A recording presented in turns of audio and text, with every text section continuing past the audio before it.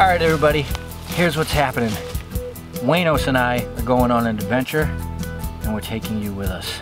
Last month I did a hiking video, and if you all remember, it's where I went up and I found those old apple orchards and stuff. Well, our friend David, an SDN member who's local, sent me a message saying, hey, did you find the old ski hill? Of course I didn't, because I didn't show it.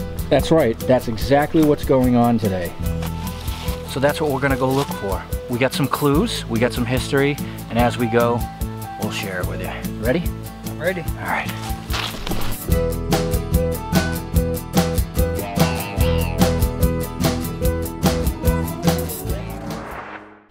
So we got about a mile hike, not too bad. Now that I've done this once, I know what to expect up until basically we reached the first apple orchard. Here's the mega wall. Yeah. There's some rocks. So, Waynos, this is the point where we're entering into the tail end of that farm I had shown. Oh, cool. Yeah. Alright, we're getting close to the clues. That first apple orchard is up there. Yep. It's funny, I found some information online, great website, but they said look for the white trail blaze on the pine tree. Ooh. Every 10th pine tree has had a white blaze on it. Yeah, I wonder which white one. There are many clues. Right, so we're getting close to where we need to start looking. This is where the fun starts. This is where we need to pop in and look first. I'll show you what I saw last time and we'll both look a little further. Waynos just had the same thought. What did you just say about the trees? Yeah, how odd on the kind of side top of a mountain. An apple orchard, just random. And the other one's even further up. Right. So, alright, over here is where I found dumpage. Oh yeah.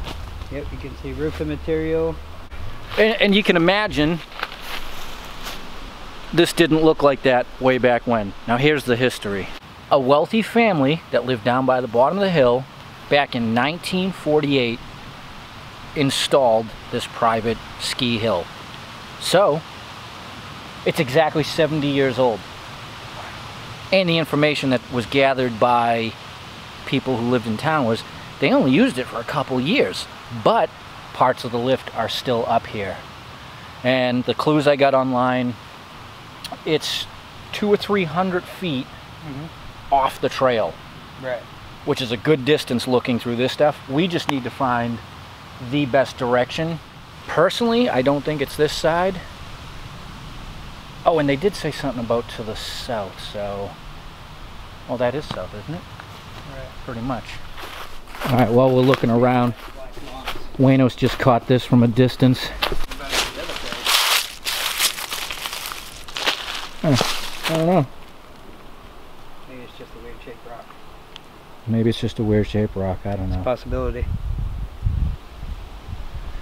Well, I guess we can use our stealth digger surveyor skills to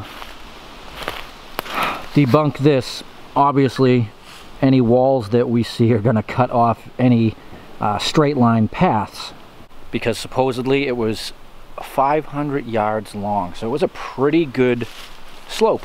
Oh. There are tons of these old ski hills in our area that popped up mid-1900s. Even near where I live, there's several from that era. We'll visit them someday, but this one's a seek and find mission, which we thoroughly enjoy. Well, let's go up to the flat spot, because you haven't seen that yet, and take a look-see around. We do know with all these walls, we're at the tail end of a farm, because there is a road out that way. So that kind of blocks things off a bit.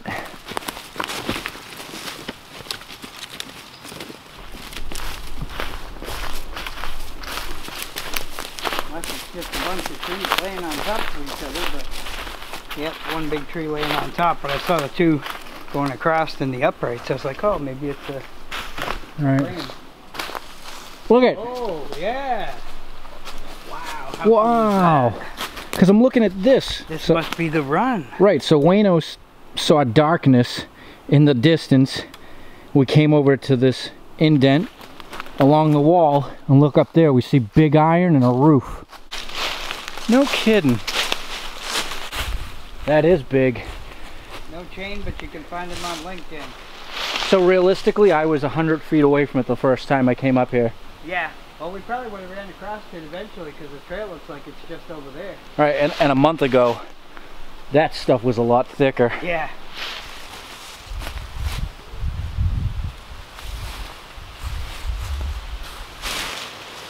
Made in Maysville, Kentucky. Imagine that, huh? Wow, And Boston. Those rims, huh? And Boston, Mass. Think of what it took to get this thing up here. Had to have been piece by piece. It never ceases to amaze me, the things we find in the woods of New Hampshire. Now that once people see this, you're going to see a lot of those lowrider Hondas rolling around with these. Yeah.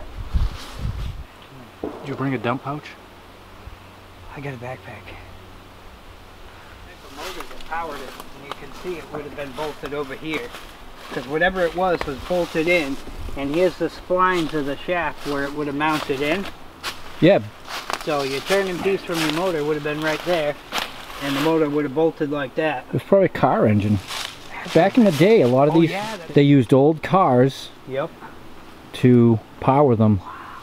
Well, thank you, David, for sending us in this direction. But here's the thing.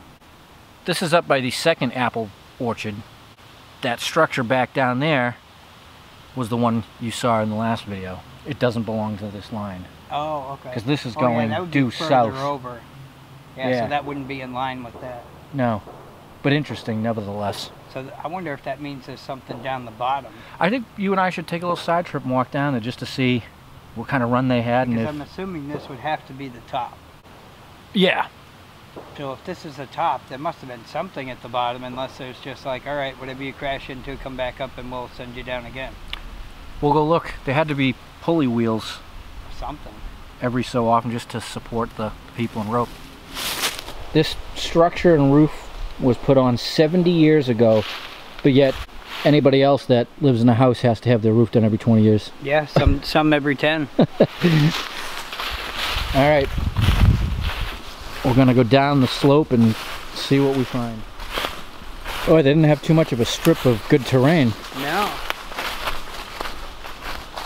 Wow, we might end up walking right in the swamp. Yeah. It's something. If it was not for the colonial wall, you would never have any idea anything was here. Right. Unless you saw that big chunk of iron up there. It just keeps getting worse down here. Yeah. So when do you know when to stop? Well, when you hit that. Right. That's it. There's nowhere else to go. Except in a big pile of rocks. Right. That's odd, huh? Yeah. Through the glacial debris. Oh, here's another layer of time. Oh yeah. Barbed wire. Wonder if that's from the horse ranchers. What was that? This is one of my favorite things to examine in New Hampshire. Rock walls built amongst piles of rocks. Like the colonial Stonehenge. Yeah, this is definitely the end of the line. Yep. The only thought we have is maybe it came down the mountain and banked off to the side here, so we're gonna go look up in that area. So that looks exactly like what it did. It came down, banked off to the right, and although it comes up a bit to this fern bed, this is the first clearing and apple orchard. Very interesting. Oh yeah. So maybe that building up there was kind of their base camp. They Probably. skied down into this little valley, Right. caught the lift up. That would make sense. That was the little hut to get everything all set and move down the line. Awesome. Good time? Oh yeah. Awesome. Exploring, finding out something could be in an area, searching it out, and then out of nowhere it just appears.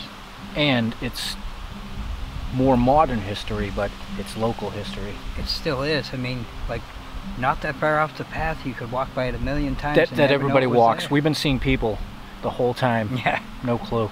Actually, we were standing in the woods 100 feet away from them. They had no clue we were standing there. Right. All right, till next time, enjoy your Not Thursday.